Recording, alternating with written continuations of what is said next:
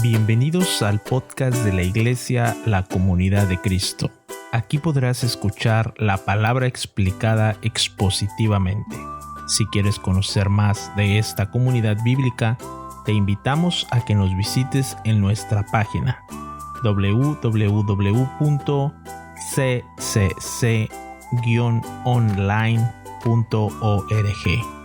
Nuestra oración es que Dios hable a tu corazón y tu vida sea edificada con este mensaje.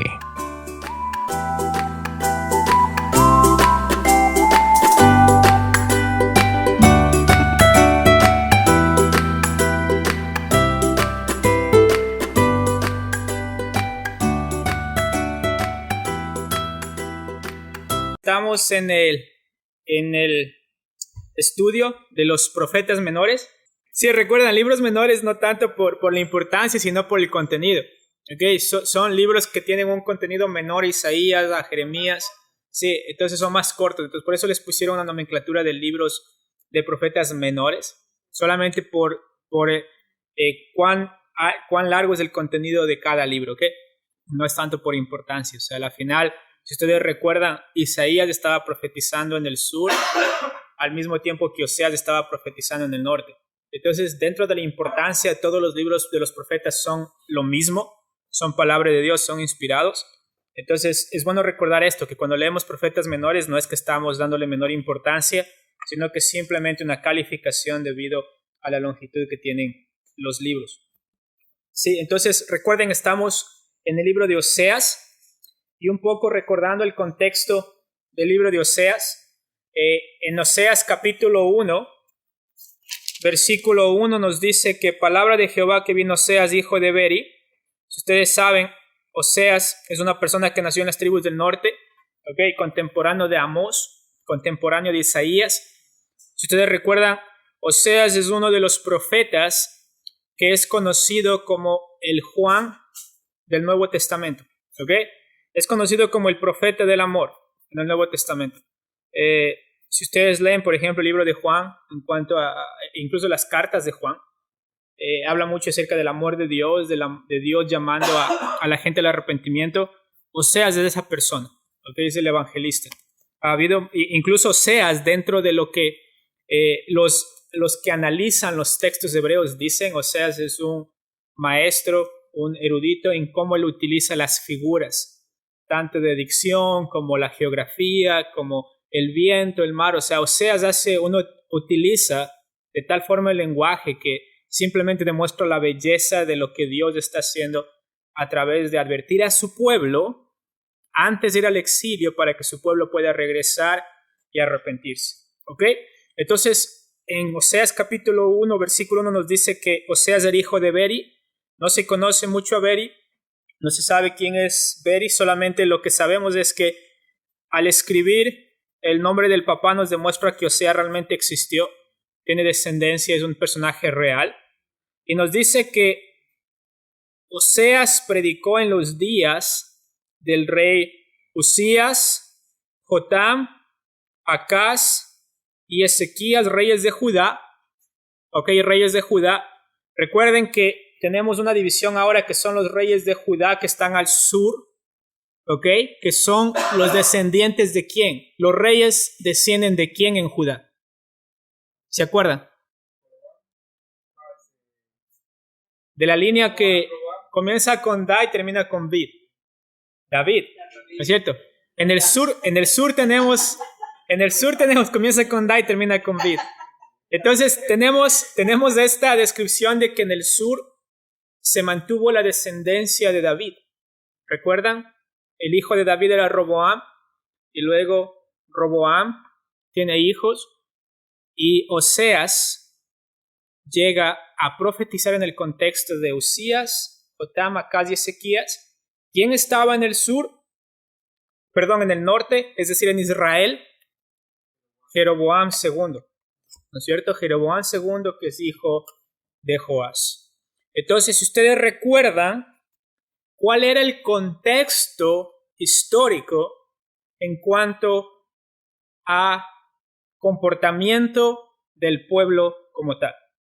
Ustedes saben que era un contexto de idolatría, era un contexto de simplemente perversidades, tanto sexuales como en el templo, como había prostitutas del templo de Baal, había hombres que se prostituían en el templo de Baal, o sea, era un contexto geográfico, un contexto histórico, un contexto religioso bastante idólatra en contra de Dios. Y en medio de este contexto, o sea, en medio de todos estos reyes que realmente nos dice que uno hacía peor que el otro, o sea, nos dice y no hacía lo bueno ante los ojos de Dios, no hacía lo bueno ante los ojos de Dios, y el rey siguiente no hizo lo bueno ante los ojos de Dios, y luego nos dice y el rey siguiente no hizo tan mal, pero igual no hizo lo bueno ante los ojos de Dios. Es un contexto de total maldad, ¿ok? Maldad, maldad, maldad, con el pueblo de Dios, ¿ok? Esta es la cuestión de Oseas, o sea, es el pueblo de Dios siendo lo más malo que podrían ser. Y en este contexto viene el mandato al profeta Oseas, ¿ok? El mandato al profeta Oseas. Y el mandato en el versículo 2 nos dice lo siguiente, ¿lo tenemos? Dice, el principio de la palabra de Jehová por medio de Oseas. Entonces existe un mandato de parte de Dios a Oseas, que Oseas tiene que ser fiel en hablarlo y tiene que ser fiel en también cumplirlo, ¿ok? Los profetas no tenían opción. Si no hacían lo que el Señor les decía, el Señor podría simplemente destruirlos, y si no decían lo que el Señor les dijo y no se cumplía, recuerdan Deuteronomio, ellos eran apedreados. Entonces, el trabajo del profeta era muy difícil, una responsabilidad muy grande en el Antiguo Testamento. Entonces vemos que el mandato primeramente viene con la autoridad de Dios. ¿Recuerdan? Esto vimos hace como 2 meses atrás. Autoridad significa que la introducción que se utiliza en el libro de Oseas, normalmente lo encontramos, es muy común encontrarlo en la introducción en la mayoría de los profetas menores. ¿Ok?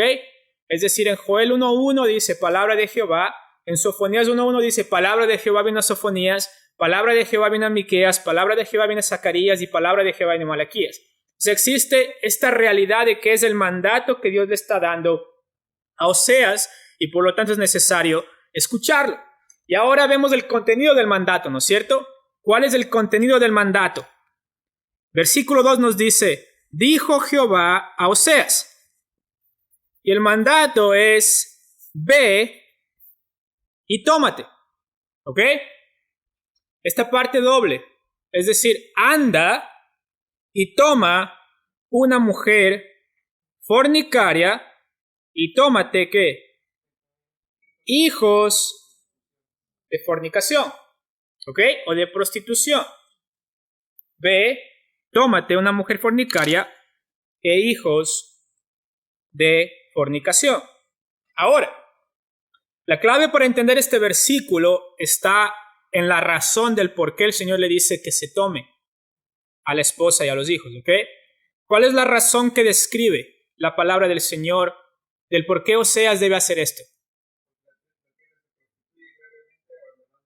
Muy bien, porque va a ser una representación de lo que Israel está haciendo hacia Dios, ¿ok? Entonces esta parte es muy importante. Entonces nos dice que porque la tierra fornica apartándose de Jehová. Es decir, se está prostituyendo literalmente ¿con quién? Con Baal. ¿Ok? Es decir, están idolatrando, están haciendo imágenes de Baal, están sirviendo a Baal, están yendo donde Baal y diciendo, este es nuestro Dios. Entonces, delante de los ojos de Dios están violando el pacto que el Señor hizo con ellos como un marido con una esposa. Así es como lo ve el Señor. El Señor dice, yo soy el marido, ustedes son mi esposa, yo hice un pacto con ustedes en el monte Sinaí y este pacto tenían que cumplirlo. ¿Qué pasa cuando se rompe este pacto tan grande que hizo el Señor con su pueblo? Ellos se convierten en un pueblo que se prostituye con otros dioses, pero también, o sea, ¿qué pasa con el marido? ¿Qué es lo que el marido va a hacer? ¿Cuáles son las acciones que el marido va a tomar a causa de la prostitución de la esposa? Y si ustedes recuerdan, la ley decía que ¿qué? Que si la mujer era encontrada en adulterio, debía ser apedreada. ¿Ok? Esa era la ley. Incluso con el Señor Jesús vemos eso, cuando le traen a la mujer adúltera y le dice, mira, esto fue encontrado en adulterio, y el Señor les dice, el que esté libre de pecado que tire la primera piedra. Nadie se va, y el Señor le dice, yo tampoco te juzgo, levántate y deja de pecar. Entonces vemos que Oseas es como esa figura, ese cuadro de lo que está por venir en Cristo, pero ahora es impresionante cómo nos aplica acá esta verdad de que el esposo sigue teniendo amor por la esposa infiel. Y esto hay que ser muy claros. ¿Por qué? Porque la forma que el esposo ama es diferente a la forma que nosotros podríamos amar como esposos terrenales. Porque el Señor es santo, es perfecto, Él es puro, en Él no hay pecado, en Él no hay nada de oscuridad. O sea, Él va a amar realmente puro. El amor de Él es realmente algo puro. O sea, algo que no va a ir en contra de lo que Él ha dicho. Entonces debemos entender esta parte de tómate una mujer fornicaria, hijos de fornicación, a la luz de lo que nos dice la razón. Porque la tierra fornica apartándose de Jehová. ¿Ok? Porque la tierra fornica apartándose de Jehová. Entonces, ¿qué queremos hablar acá? Delante de nosotros está Oseas, utilizando la figura de que Israel fornica, hablando acá de la tierra, apartándose de Jehová. Entonces, por consecuencia, los habitantes de esta tierra, ¿qué son? Fornicarios. ¿Sí me entienden?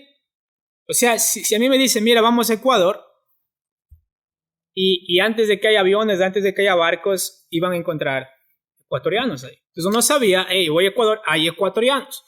Entonces acá es interesante la conclusión a la cual nos hace llegar Oseas, es que en la tierra fornica en contra de Jehová. Entonces los que están en esta tierra, todos ellos son fornicarios, por consecuencia. Y por eso el Señor le dice a Oseas, tómate una mujer fornicaria. ¿Por qué?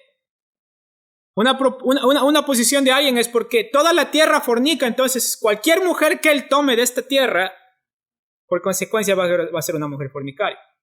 Y todos los hijos de esta mujer, por consecuencia, van a ser hijos de fornicación. Porque toda la tierra fornicado, es decir, es como que estamos leyendo Romanos capítulo 3, versículo 23. Por cuanto todos pecaron y todos están destituidos de la gloria de Dios. Es decir, esta figura de acá simplemente nos introduce a la realidad de que en Israel no hay nadie bueno. No hay quien busque a Dios. No hay quien haga el bien. Todos se apartaron. ¿Ok? Y esta parte es interesante. Hermano Bob.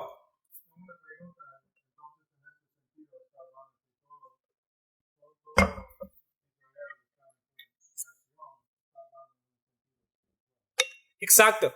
O sea, toda la tierra está en fornicación. Entonces, espiritualmente, toda mujer que tome Oseas va a ser una mujer de fornicación. ¿Ok? Pero, sinceramente, o sea, esta es una explicación. ¿Ok? Les quiero poner esto ahí para que ustedes puedan pensar. ¿Por qué? Porque luego, literalmente, Gomer va a apartarse de su esposo y va a irse a prostituirse. ¿Ok? O sea, acá literalmente ya se convierte en una prostituta. Literalmente, ¿ok?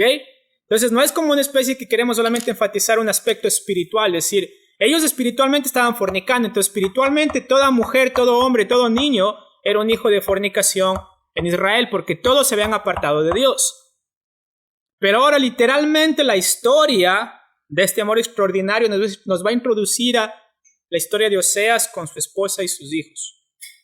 Una mujer que literalmente se hace prostituta, literalmente escoge el camino de irse con otros amantes, con otros hombres, y luego literalmente el Señor le va a pedir a Oseas, recibe, anda y busca a tu esposa, anda, busca a la mujer, que literalmente está prostituyéndose en el templo de Baal, literalmente ella se ha ido y te ha sido infiel, ¿ok? Entonces quiero que entendamos esa parte acá, al principio, que sí, o sea, es una historia verdadera, es una historia real. Oseas tiene que casarse con una mujer que va a ser prostituta como tal, pero que todo el contexto de Oseas nos va a introducir realmente a la relación que Dios tiene con su pueblo. ¿Ok? ¿Ok? ¿Cómo podemos describir la relación que Dios tiene con su pueblo? En este momento de la historia, en este momento del pueblo de Israel. Es decir, si alguien podría haber dibujado un cuadro de Israel en este tiempo, hubiera sido un cuadro de una prostituta. Así de cruel. Pero si podrían dibujar un cuadro de lo que Dios está haciendo, es un cuadro del Evangelio. Dios alcanzando a los infieles. ¿Ok? Entonces es necesario enfatizar la parte fea para que podamos apreciar realmente la majestuosidad del amor del esposo santo, del esposo perfecto, del esposo que decide ir atrás de la esposa a pesar de. Pero necesitamos entender cómo el esposo va tras ella. ¿Ok? Y el esposo va tras de ella con disciplina. Y eso va a ser también el libro de Oseas. Va a haber disciplina de parte del Señor. Porque al que el Padre ama, al Hijo que el Padre ama, lo disciplina. Y esa es una muestra del amor. Entonces, Oseas nos va a introducir esta parte también en la cual va a ser una metáfora, sí, de esta parte de que Israel se ha prostituido espiritualmente y lo va a demostrar a través de una historia real de Oseas, pero va a demostrarnos de esa historia de la cuál es el proceso que el Señor está siguiendo con su pueblo para traerlo de regreso. ¿Ok? Entonces el versículo 2 nos dice, porque la tierra fornica apartándose de Jehová. ¿Ok? Entonces acá nos dice rápidamente que así como fue enviado de parte de Dios, ve y tómate, el profeta en el versículo 3, ¿qué hace? Fue, pues. ¿Ok? Fue, pues. Y esto es interesante tener el contraste con el compatriota de Oseas, que es nuestro buen amigo Jonás. ¿Ok? Porque con Jonás el Señor le dijo, levántate y ve, y Jonás se levantó y no fue, sino más bien se escapó, huyó. Pero acá me encanta Oseas, como dentro del mandato que el Señor le da a Oseas, él fue, dice, pues, y tomó, ¿ok? Inmediata obediencia, reacción inmediata, Oseas. Y el mandato no es fácil, pero eso es lo que vamos a hablar esta noche, ¿ok? Primeramente, la obediencia inmediata de parte de Oseas. Dice que fue y tomó a Gomer, hija de Diblaim, la cual concibió y dio a luz un hijo. ¿No es cierto? Entonces, acá debemos entender algo. Primeramente, estamos viendo un amor escandaloso, ¿no es cierto? Como vimos hace algunas semanas. Dios escoge a Oseas para ser un ejemplo del mensaje que tenía que predicar. ¿Ok? Oseas tenía que modelar la relación de Dios con su pueblo. ¿Ok? Entonces, esta parte, ¿por qué tenemos que entenderla bien? Dios escoge a Oseas para ser un ejemplo del mensaje que él tenía que predicar. ¿Ok? Entonces, si Oseas tenía que modelar la relación de Dios con su pueblo, Oseas tenía que conseguir primeramente una mujer que ya estaba prostituida, o para ejemplificar esto, la mujer primeramente tenía que ser pura en matrimonio juntamente con él. ¿Cuál sería su respuesta ahí? Si Oseas tiene establecido que él necesita ser un ejemplo, él necesita modelar la relación del pacto que Dios tiene con Israel, para poder interpretar este verso del mandato que Dios le manda, ¿cuál sería su posición en cuanto a Gomer? ¿Ella era prostituta cuando la toma Oseas, o ella se prostituye después que Oseas se casa con ella?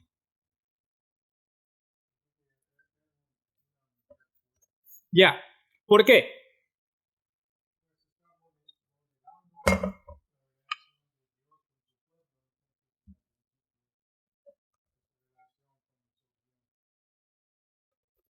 Exacto. Muy bien. Exacto. Melody.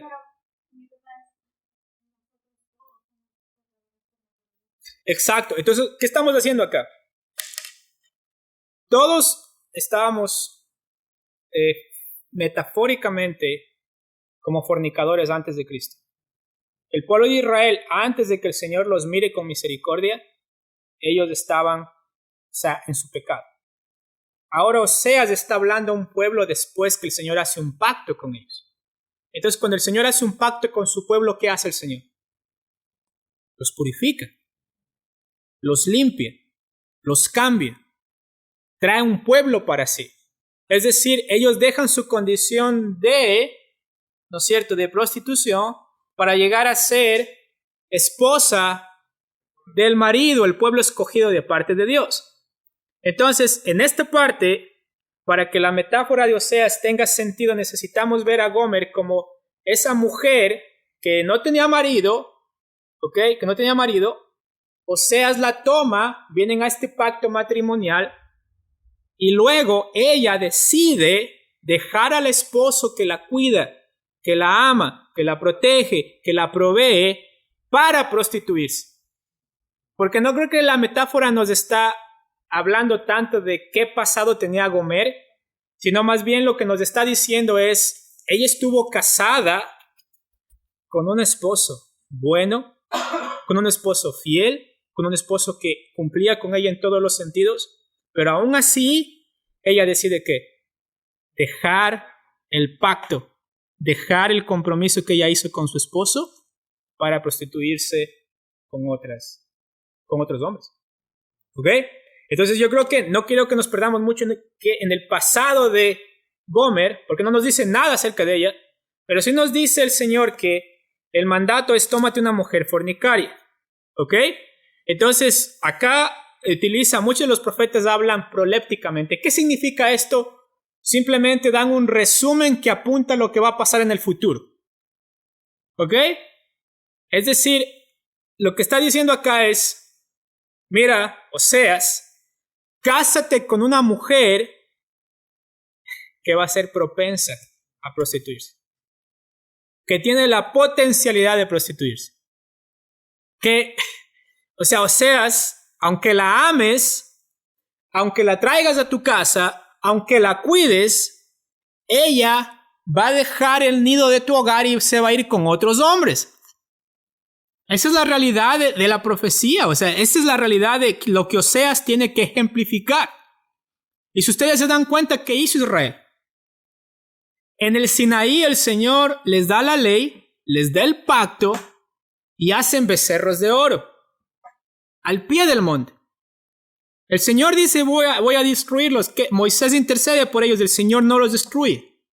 Les da la ley, les da la tierra, les devuelve otra vez, ¿no es cierto? Entran por Jericó, tienen la tierra. O sea, el Señor les dice, miren, echen a la gente que les va a llevar a la idolatría. ¿Qué hacen ellos? Adaptan las costumbres de las personas que estaban en esa tierra. Y el Señor aún así levanta ¿a quién? A David. Les da a Salomón, les da un templo, ¿ok? Y aparte de esto, ¿qué sucede? Se dividen. Y cuando se dividen entre Roboam y Jeroboam, ¿qué sucede? Jeroboam hace un templo paralelo al de Jerusalén para que la gente no adore en Jerusalén, sino adore ¿en dónde? En Samaria. Y Jeroboam dice, no quiero que la gente se acuerde de David, no quiero que la gente regrese a Jerusalén. Y vemos cómo esta esposa fue cuidada por el esposo de tal forma que les dio sacerdotes, les dio levitas, les dio la ley, les dio reyes, les dio jueces. Y aún así, ¿qué sucede? Ellos dicen, salgamos de casa. Porque los baales de las aceras lucen mucho más atractivos que la seguridad que tenemos nosotros con el esposo. Y esta parte es bueno entenderla. ¿Por qué? Porque esto va a dar fuerza a esta historia. Porque mire, lo que le dice acá, o sea, le dice, mira, esta mujer va a ser fornicaria, ¿no es cierto? Y ella va a tener hijos, ¿ok? Ahora, le dice, fue pues tomó, concibió y dio a luz un hijo, ¿no es cierto? Da a luz un hijo. Y este primer hijo se llama ¿qué? Jezreel. ¿Ok? Este primer hijo se llama Jezreel. ¿Y cuál es la razón por la cual le pone Jezreel? Dice, porque de aquí a poco yo castigaré a la casa de Jehú por causa de la sangre de Jezreel y haré cesar el reino de la casa de Israel. Y en aquel día quebraré yo el arco de Israel en el valle de Jezreel. Primera cosa que debemos entender acá. Oseas estaba tan comprometido con la esposa que tienen un hijo. ¿Ok? Primeramente, Oseas sabía, esta es mi esposa y vamos a tener descendencia. ¿Ok? Y el amor se ve reflejado en el hecho que Gomer concibe y da a luz un hijo. Y recuerden, mis hermanos, recuerden esto. ¿Por qué Noemí, en el libro de Ruth, dice amarga soy? ¿Por qué? Porque ya no tenía hijos. Ya no tenía hijos. Esta parte es interesante. O sea, el hecho de que nazca el hijo para Gomer significa que está avanzando. El honor de ella como mamá también está avanzando. O sea, el honor de Oseas como papá, él está siendo esta persona que el Señor le puso como esposo y están fructificándose dentro de esta relación. Hay fruto de esta relación matrimonial. Asimismo, como cuando el pueblo venía con el Señor, había fruto, ¿no es cierto? Les da la tierra. Van los dos espías a la tierra prometida y les dice que ahí hay uvas de este porte. Fluye leche y miel. O sea, la bendición del esposo era gigantesca. Y por eso Josué y Caleb dicen, miren, hay gigantes, pero el Señor nos va a dar la tierra. Y el Señor da fruto de la relación que tenía él con su pueblo. Y acá es interesante que dice que da a luz un hijo. Pero ¿qué es lo triste de la situación con el primer hijo? Que el nombre del primer hijo que le pone Jezreel significa dispersión. Dispersión. ¿Ok? ¿Por qué se llama dispersión? Dice, porque de aquí a poco yo castigaré a la casa de Jehú por causa de la sangre de Jezreel. ¿Ok? Y acá, ¿qué hora tenemos? 8:07. Si nos metemos a hablar ahorita de Jezreel, vamos a quedarnos hasta las 8:40 tal vez.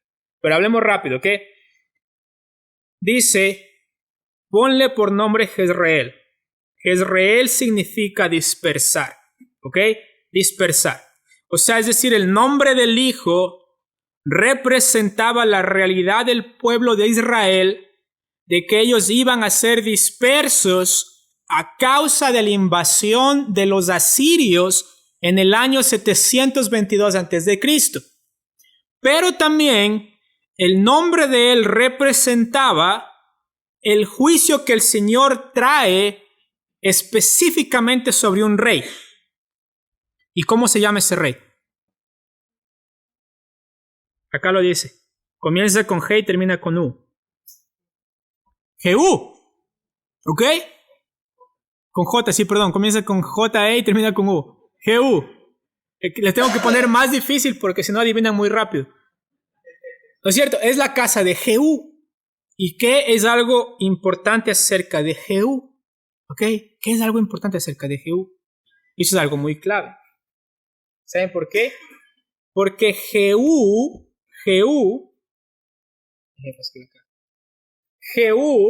lo interesante acerca de Jehú es que en Segunda de Reyes, si pueden por favor ir conmigo, a Segunda de Reyes capítulo 10, ¿ok? Y acá la historia nos va a llevar al tiempo de los reyes. Mire, algo muy importante acá, algo muy importante. Busquen Segunda de Reyes capítulo 10, por favor. Solamente quiero que me escuchen.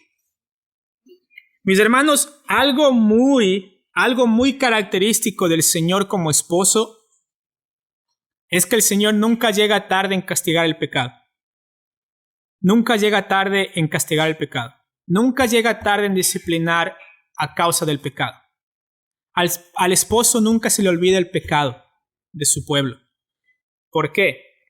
Miren lo que dice acá en Segunda de Reyes capítulo 10.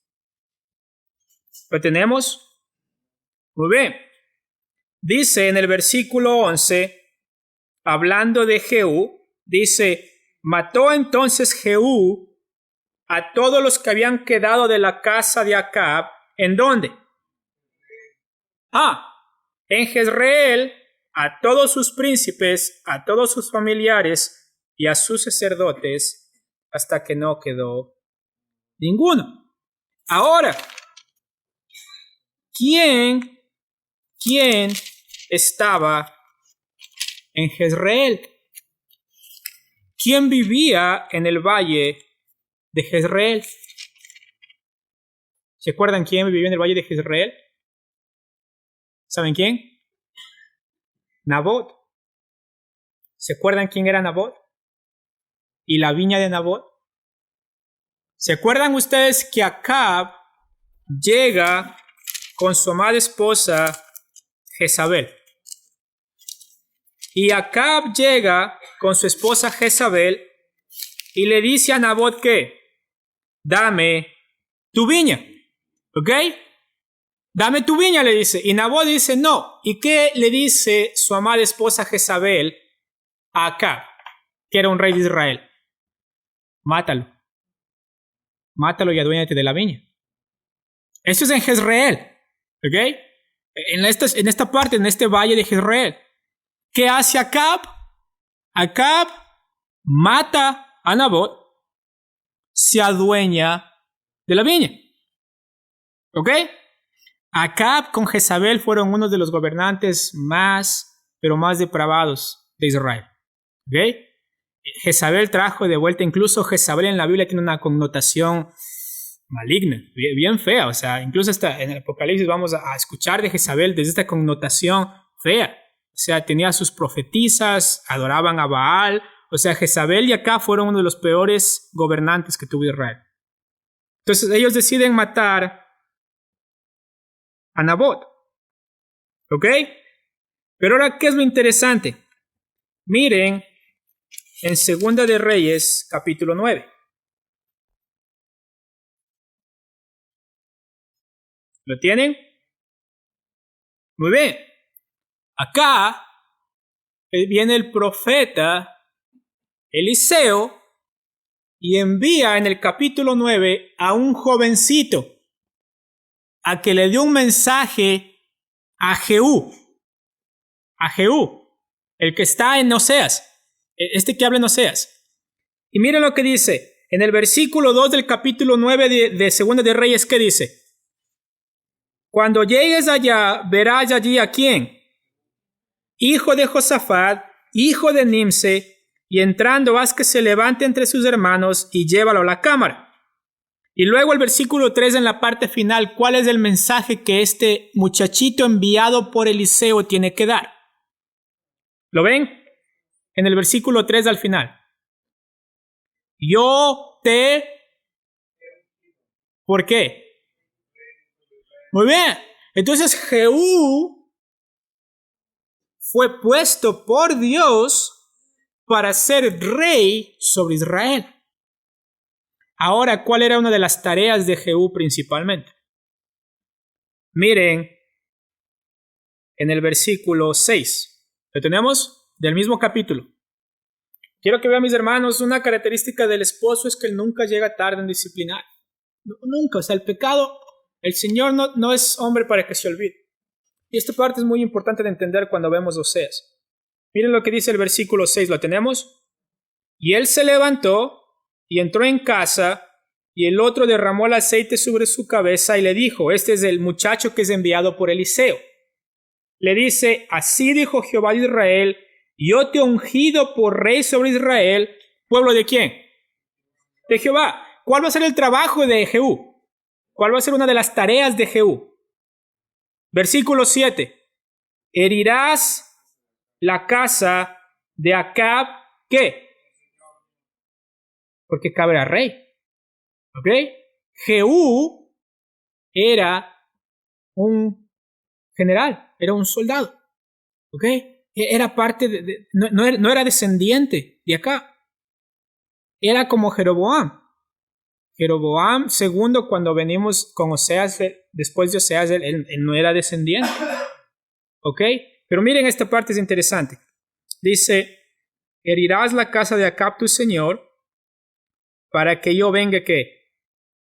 La sangre de mis siervos los profetas y la sangre de todos los siervos de Jehová de la mano de ¿quién? de Jezabel. Dice, y perecerá toda la casa de ¿quién?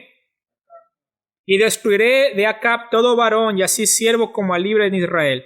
Y yo pondré la casa de Acab como la casa de ¿qué? De Jeroboam, hijo de Nabat, como la casa de Basa, hijo de Ahías, y a Jezabel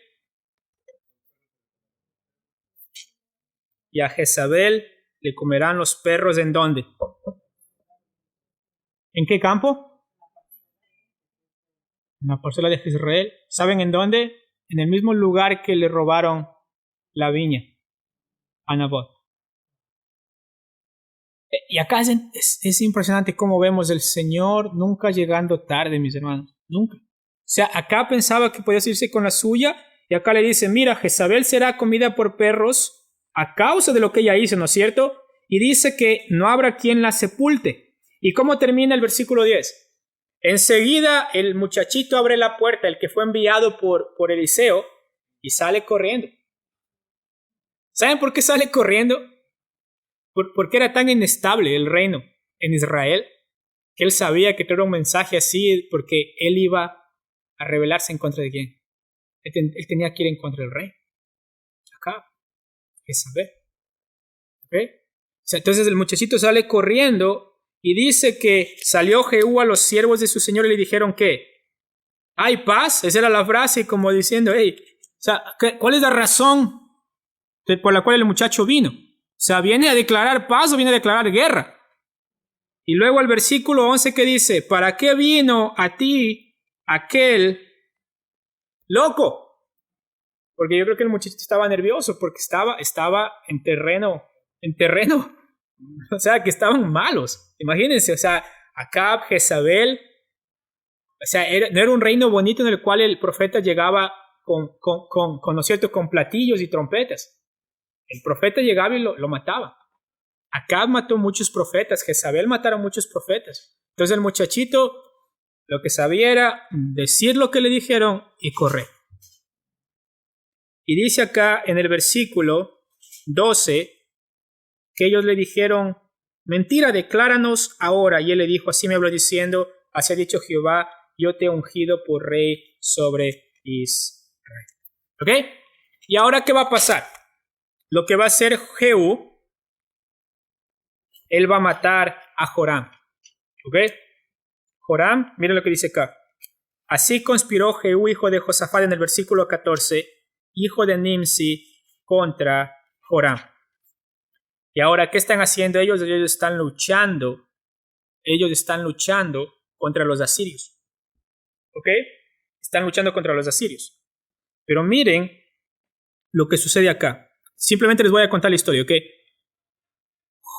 Jehú llega donde Jotam, ¿ok?, que es el descendiente de Acab, y le engaña y le mata, ¿ok? Pero ¿qué es lo que hace también Jehú? ¿Ok?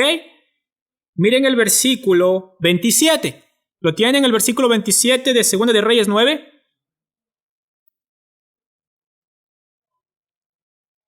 ¿Ok? ¿Lo tienen? Muy bien. Primero quiero que leamos desde el versículo 25. ¿Ok?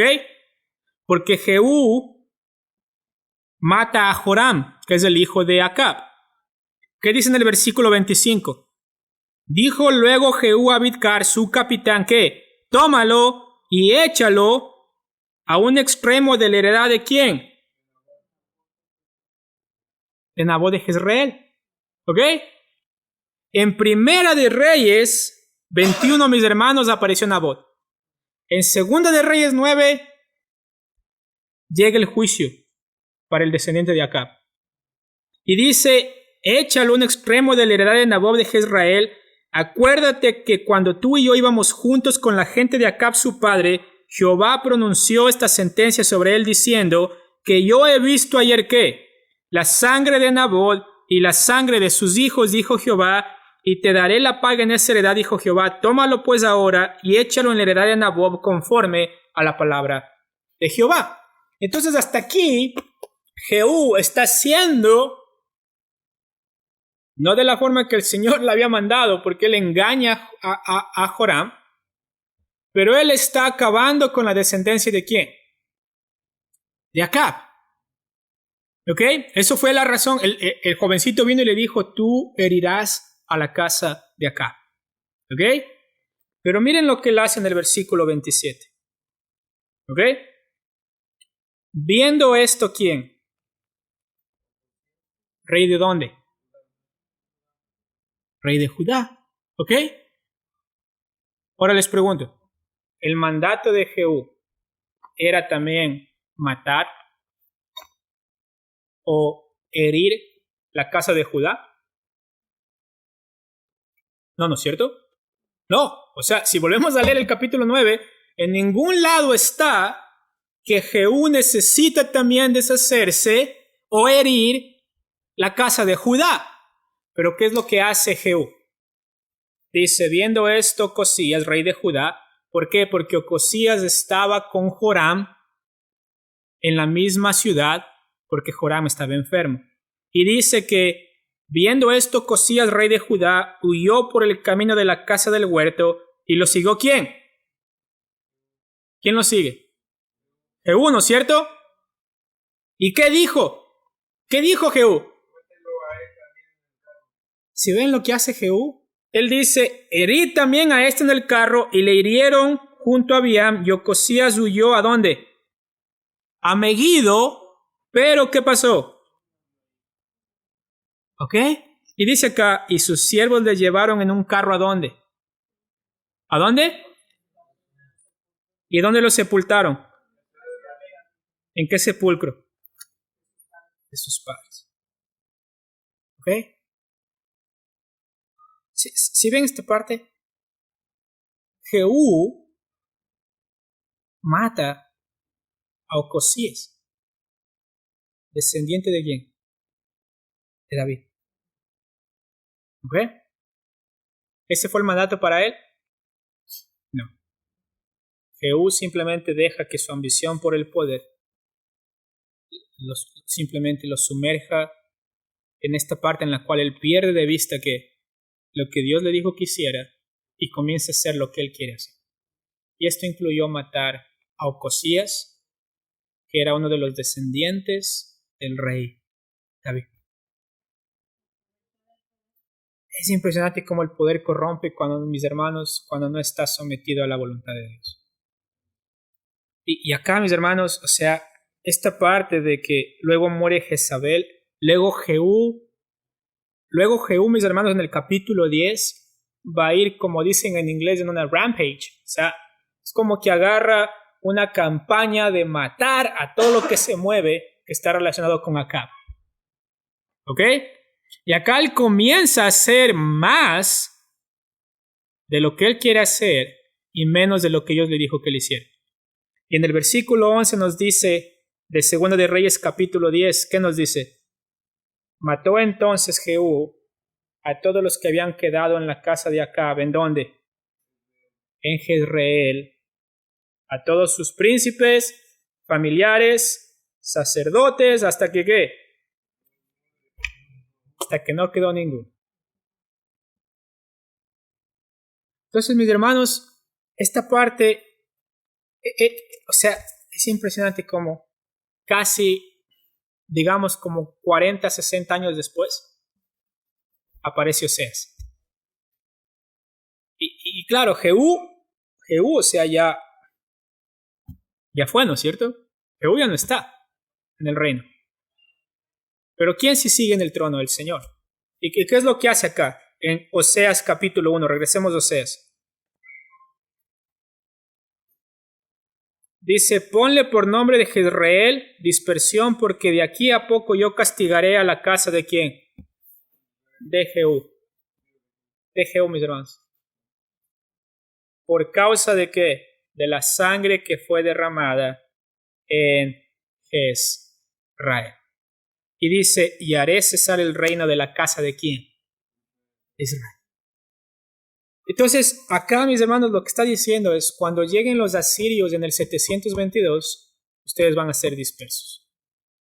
Van a ser dispersos. Pero algo que quiero que veamos es, este nombre Jezreel nos recuerda, y yo creo que también al pueblo de Israel le recuerda, que el Señor nunca va a llegar tarde, mis hermanos, en su disciplina a sus hijos y en su castigo por el pecado. O sea, nunca va a llegar tarde. Y acá, como el esposo ejemplar, el Señor va a decirles, miren, ¿se acuerdan de Jehú? Vamos a castigar a la casa de él. No porque el Señor está castigando a justos por culpables. No, es porque no cambiaron. Es porque no se han arrepentido. Es porque la casa de Jehú siguen siendo iguales. ¿Ok? Y eso es lo triste de esta historia. Ellos siguen en fornicación con otros dioses. Ellos siguen simplemente prostituyéndose con otros dioses, a pesar de que el Señor ha estado ahí con profetas, tras profeta, tras profeta. Acá, aún con un jovencito que ni siquiera nos dice el nombre, nos dice solamente que le dijo y luego corrió y no se sabe más de él. Pero Jehú simplemente se deja llevar por su ambición de poder y hace más de lo que Dios le dijo que haga. Y el problema no es que hizo más, es porque hizo más para su propia ambición, es porque hizo más para satisfacer su propio pecado. Y el Señor no llegó tarde. Acá en Oseas dice, yo voy a castigar a la casa de Jehú a causa de la sangre que fue derramada. ¿La sangre de quién? ¿De Ocosías? La sangre de estos reyes, de estos príncipes, los cuales él simplemente aniquiló con su sed de poder. Y es grotesco leer esto. Yo creo que si hicieran una película de esto, solamente sería la pantalla todo rojo. Pero simplemente eso ejemplifica la crueldad del ser humano en su deseo de hacer lo contrario a lo que Dios le ha dicho que le haga. Entonces, es interesante que Oseas nos introduce primero del amor de Dios. Nos va a decir, mira, esta va a ser una figura del amor de Dios. Pero el amor de Dios, mis hermanos, incluye disciplina. Incluye que el Señor nunca llega tarde para juzgar el pecado. E incluye que Él siempre va a dar la oportunidad de arrepentimiento para que no sufran las consecuencias del castigo de Él. Y acá Jehú hubo muchas veces, o sea, el profeta como tal, la palabra directa de Dios por parte del profeta fue, haz esto, no fue, haz todo lo demás. ¿Ok? Él necesitaba ser atento a lo que Dios le dijo. Entonces, cuando acercamos a Oseas, yo quiero que entendamos bien esta parte, ¿ok? Quiero que entendamos bien esta parte. Primero lo que está ahí, ¿no es cierto? O sea que el Señor siempre condena la idolatría y la prostitución, ¿ok? O sea, dentro de Oseas nunca va a haber una aceptación de la idolatría y la prostitución como tal. Nunca. O sea, la figura es hermosa de ver el esposo yendo a traer a la esposa, pero es para sacarla de esa condición, no para amarla dentro de esa condición o a pesar de que es en esa condición. El amor del esposo es tan puro que no la deja ahí, sino que la saca. Porque bíblicamente, consistentemente, la Biblia condena ese tipo de cosas. Y por eso el Señor tiene que actuar en juicio, en castigo. Segundo, recordemos que el perdón se extiende también a estos pecados de idolatría y de prostitución. O sea, el Señor Jesús es claro en esto. O sea, dentro para Gomer, o sea, un israelita está leyendo esto y es como que, apedréala, ¿no es cierto? O sea, nosotros te acompañamos y te ayudamos a cargar las piedras. Pero Oseas, el mandato Oseas en el capítulo 3 va a ser, anda y tráela a casa nuevamente. Tráela a casa nuevamente. Entonces debemos entender que esta parte, en medio del juicio, en medio del castigo, mis hermanos, existe esa esperanza del perdón.